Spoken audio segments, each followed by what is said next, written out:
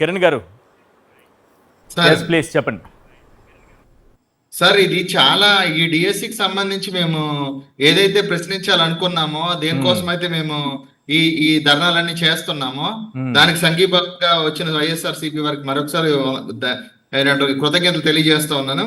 విషయం ఏంటంటే ఈ డిఎస్సీల గురించి మళ్ళీ ఇంకొకసారి నేను చెప్పాలనుకుంటున్నాను.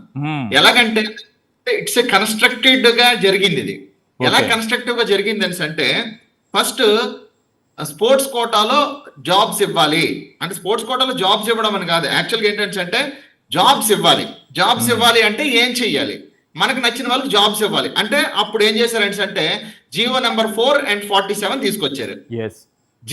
4 and 47 తీసుకొచ్చి దానికి స్పోర్ట్స్ కోటా అని ఒక పేరు పెట్టారు. ఏం చేశారంటే 382 మందిని ఫిల్ చేశారు.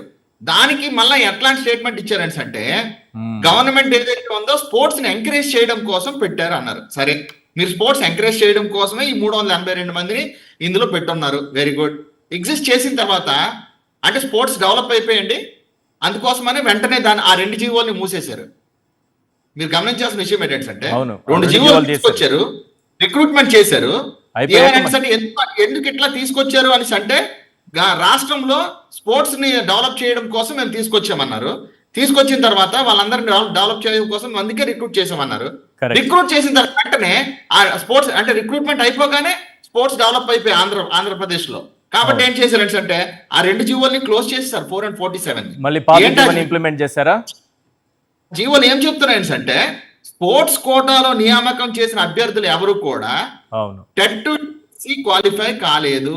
నేను అదే ప్రశ్న అడుగుతున్నాను సార్. మీరు ఎవరినైతే ఫిల్ చేశారో మిగతా వాళ్ళు ఎవరైతే చాలా మంది కష్టపడి అనేక సంవత్సరాలుగా శ్రమపడి ఎంతో మంది రాశారు, ఎగ్జామ్స్ రాసుకున్నారు, వాళ్ళు జాబులు సంపాదించారు. వారి కోసం ఎక్కడ మాట్లాడట్లేదు. మేము మాట్లాడుతుంది ఏంటంటే ఈ 382 మందిని ఎవరినైతే తీసుకొచ్చి ఎగ్జిస్ట్ చేశారో జీవో నెంబర్ 77 మిస్యూజ్ చేసి హారిజాంటల్ రిజర్వేషన్ అని పెట్టి ఎవరినైతే తీసుకుని వచ్చారో మీరు చెప్పిన 1:1 అని చెప్పి 1:1 లో నియామకం చేస్తాము అని చెప్పి మీరు ఎవరినైతే కాల్ లెటర్స్ ఇష్యూ చేసి నెగ్లెక్ట్ చేసి వారికి తెలియకుండా వారికి అపాయింట్మెంట్స్ ఇవ్వకుండా క్లోజ్ చేశారో ఈ స్పోర్ట్స్ కోటాలో సెలెక్ట్ అయిన వాళ్ళు ఎవరైతే ఉన్నారో వాళ్ళందరూ కూడా టెట్ డిఎస్సి పాస్ అయ్యారు సార్. నేను అడుగుతున్న ప్రశ్న ఇదే. మేము గవర్నమెంట్ అడుగుతున్న ప్రశ్న ఇప్పుడు కూడా మేము ఫైట్ చేస్తుంది దానికోసమే. మీరు 1:1 లో స్పోర్ట్స్ ఫిల్ ఏదైతే రిక్రూట్మెంట్ ఉందో రిక్రూట్మెంట్ 1:1 లోనే మేము ఫిల్ చేస్తామని చెప్పారు కదా. మరి అలాంటప్పుడు 1:1 లో కాలేజ్ ఇచ్చిన వాళ్ళందరికీ ఎందుకు జాబ్స్ ఇవ్వలేదు? జీవో నెంబర్ 77 లో హారిజాంటల్ రిజర్వేషన్ అని తీసుకొచ్చి ఈ స్పోర్ట్స్ కోటాను తీసుకొచ్చి ఎందుకు ఎగ్జిస్ట్ చేశారు? మీరు ఫిల్ చేస్తాం అనుకునేటప్పుడు మీరు నోటిఫికేషన్ లో తెలియజేయాలి కదా.